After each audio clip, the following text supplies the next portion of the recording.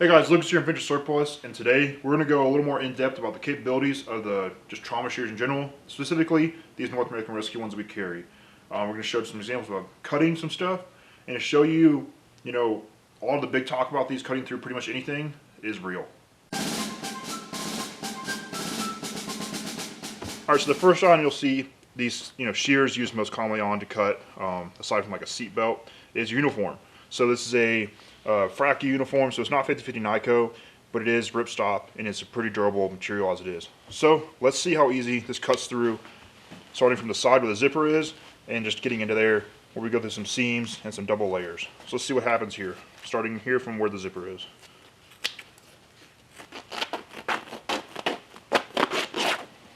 So that was pretty easy. So not a whole lot of effort. Start pushing through, and it's ripping this thing apart, cutting pretty easy. Even double layers right here, where I got 2 layers of fabric, label right here where the zipper was, cut right in between where the teeth are, and through that little extra durable material right there, and over here. Let's see what it does when I get to, it's gonna be what, 1, 2 layers, and then the hook and loop field. There's nothing stopping this thing, and once you start ripping along with it, it's going to get through there really easy. So as you can see, there's not a hole that's going to stop this when it comes to your uniform, and you have to get into there and cut open to access a wound. So let's move to the next item. We'll look at a duffel bag. Okay, so next up we got a duffel bag. So this is going to be, this is your standard issue duffel bag top loader.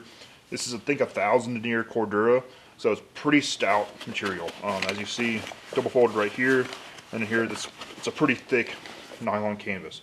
So let's see what happens when the double layered up right here and getting through it. Even through the seam, doesn't prove much difficulty.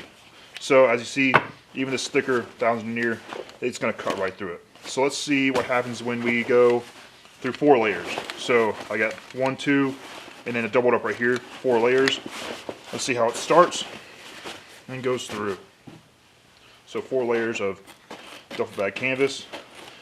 A little tougher, but again, it's going right through it, where it's just layered up as could be. So that's realistically, that's 6 layers. So 1, 2, 3, 4, 5, and 6 layers of thick canvas. And down here even, it's got a real good coat of spray paint from when they had it labeled. I mean, that's pretty crazy how easily these are cutting through it.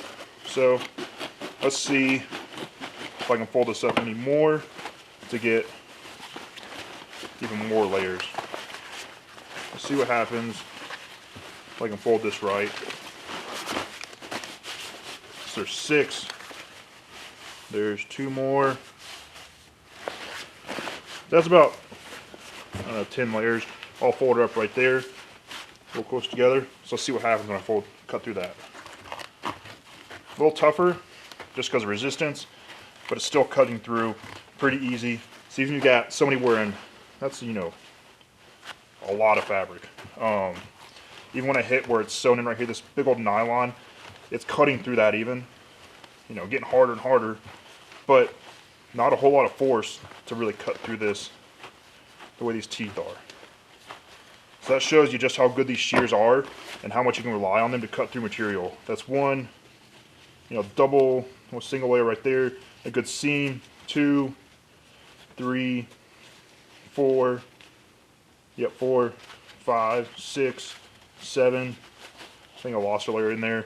But even this thick where it's doubled up canvas right there, nylon, sewn through like crazy, it's cutting through that pretty easy. So you can see, not much is going to stop these scissors as you go through them. That's no issue right there. So let's see what it looks like on a pouch, even though we already done this, probably the hardest thing to cut through, and see what it looks like there. Alright, so right here I got an old M16 A2 double mag pouch. That's probably around 1,000 denier Cordura right there. I got layers, and I got MOLLE straps, and these have plastic reinforcement in them, as you can see right there, that plastic. So let's see how easy it cuts through this. So it's a little more difficult than a duffel bag because I'm hitting that plastic. But even going through, I'm still getting there and getting through it at an angle like this. Hit the MOLLE strap again on the back side. So as you can see, it's cutting right through it. Cutting through this one's giving me a little bit more difficulty, but as it is. Cutting that pouch in half isn't very difficult.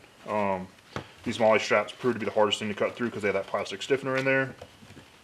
But even then, doubled up with them. I feel like an infomercial right now. But yeah, just cut right through them. So nothing hard about that at the end of the day. If you're having to use these to get to an injury and access them, these are going to get you through that. Whatever material is covering it up, you know, it's a nylon strap on a plate carrier, your body armor, it's going to get through it really easy. So yeah, let's take a look. One more item, which is a padded belt from a Flick. Okay, so we have a padded belt from a Flick. I don't think this will prove very difficult. Right through it. It's right through one, the MOLLE canvas right here, you know, 2 layers of Cordura, that and the padding, no issues. So this strap, even as it is, you know, right through it, and I'm sure even layered up like 4 times, you know, right through it. So no issues there. So as it is, having these on your kit for, you know, multi-purpose utility use is a great idea in the field. Having them on your kit, in a good kit that doesn't really get used for medical uses, to cut through material and like clothing and gear, all that, I think is a really great idea because you want to keep a fresh set for that kind of stuff. These are cutting through all this. I don't think there's been any dulling of the blade as it is. So these are pretty durable and they can continue to work well as utility scissors and even as medical shears. One last example we'll show is just cutting through some thin metal. This is a dip cane lid, so I think it's tin. I don't know. If you know exactly what this is made out of, let me know. But just show, you know, it's going to cut through this just as easy. So hit that corner right there, kind of caught up. But at the end of the day, no real issue cutting through even that. So you can see for utilitarian purposes in the field, again, these scissors are just too awesome not to have. And for what they cost, you know, why not have a couple pairs on you? So hey guys, hope you enjoyed this, you know, quick show and tell of the cutting abilities and what they can and can't cut and how well they do doing that. Hope you enjoyed this.